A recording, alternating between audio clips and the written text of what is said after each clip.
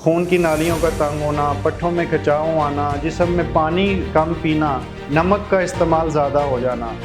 और जो हमारे बरसगीर में एक रिवाज है, हर दफ़ा इसके अंदर कोई नई जहद का जिक्र आ जाता है। कुछ लोगों के सवाल आते हैं जिनसे ख्याल आता है कि इस चीज़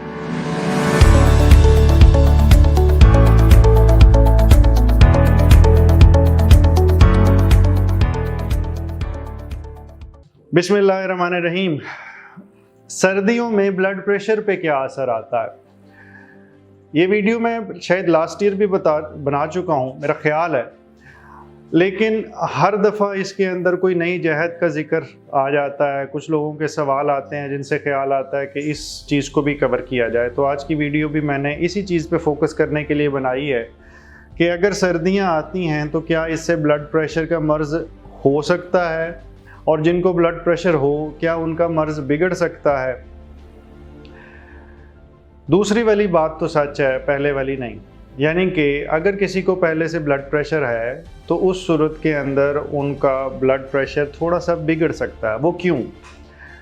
सर्दियां आने से होता ये है कि हमारा जिस्म और हमारी स्किन के अंदर जो खून की नालियां हैं वो हमारे हीट को कंट्रोल करने के लिए, कि जिस्म से हीट ज़ाया ना हो, गर्माइश ज़ाया ना हो जिस्म से, वो थोड़ी सिकुड़ जाती हैं। हम उसे वेज़ोकंस्ट्रिक्शन कहते हैं। ये कुदरती अमल है हमारे जिस्म को हीट को कंजर्व करने के लिए, महफूज रखने के लिए, ताकि सर्दी में हमारा टेम्परेचर गिर ना जाए।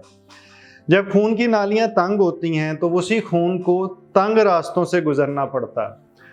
तो आप ये समझें कि एक 6 लेन की सड़क अचानक 1 लेन की हो जाए तो वहाँ पे ट्रैफिक सारी इकट्ठी होती है और स्लो चलना शुरू हो जाती है और कंजेस्टेड हो जाती है। इस तरह रेजिस्टेंस बढ़ जाती है और ब्लड प्रेशर भी जिस्म के अंदर बढ़ जाता। ये एक वजह। दूसरे नंबर पे जब हम सर्दी में जाते हैं तो सर्दियों में अमूमी तौर पे हमारा पानी का इस्तेमाल थोड़ा सा कम हो जाता है, क्योंकि यूरिन थोड़ा ज़्यादा आता है और पानी का इस्तेमाल कम करने से भी जिस्म से फासिद माज़ों का इखराज और सोडियम को जिस्म से निकालने के अंदर भी प्रॉब्लम आती है। तीसरे नंबर पे एक रिवाज जनरली होता है कि सर्दियों के अंदर कुछ लोग मुरगन ग़िज़ा का इस्तेमाल भी ज़्यादा शुरू कर देते हैं। इससे सोडियम भी जिस्म के अंदर ऑन एवरेज ज़्यादा आना शुरू हो जाता है। और हम जितना नमक इस्तेमाल करते हैं और जितना कम पानी इस्तेमाल करेंगे उसके नतीजे में ब्लड प्रेशर बढ़ने का अंदेशा होता है। चौथी चीज़ ये कि जब सर्दियां आती हैं तो हमारे जिस्म के अंदर एक असाबी निज़ाम लगा होता है, जिसे हम सिंपैथेटिक सिस्टम कहते हैं।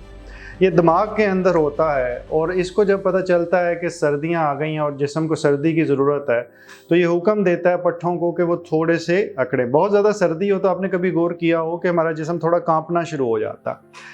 ये कुदरत का एक हिफाजती मैकेनिज़्म है। जब हमारा मसल अकड़ना शुरू होते हैं या कांपना शुरू होते हैं तो पट्ठों में तवानाई पैदा होती है। उस तवानाई की वजह से हमारे जिस्म के अंदर हीट जो सी है वो पैदा होती है और टेम्परेचर जो नीचे गिर रहा होता है वो रुक जाता है।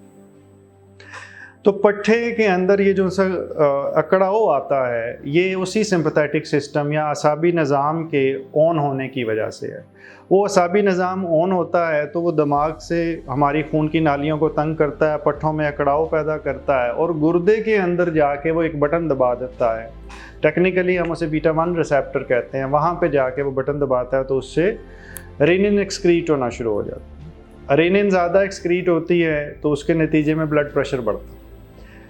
अब ये सारे मैकेनिज़्म आप गौर करें कि असाबी निज़ाम, खून की नालियों का तंग होना, पट्ठों में खिंचाव आना, जिस्म में पानी कम पीना, नमक का इस्तेमाल ज़्यादा हो जाना, और जो हमारे बरसगीर में एक रिवाज है कि खुश्क मेवा रोस्टेड, आजकल नमक में रोस्टेड जो उनसा खुश्क मेवा, वो भी एक बड़ी ही अजीबोगरीब सी रवायत बन चुकी है, जिसको मैं स्ट्रॉन्गली डिस्करेज करता हूँ कि नमक वैसे ही इतना अच्छा नहीं, ऊपर से वो नमक लगी मूंगफली और इस तरह की चीज़ें, उनसे अवॉइड करें। अगर आपने खुश्क मेवा इस्तेमाल करना ही है तो कम से कम उसमें नमक की मिकदार जो उनसी है इस तरह ना छोड़ें।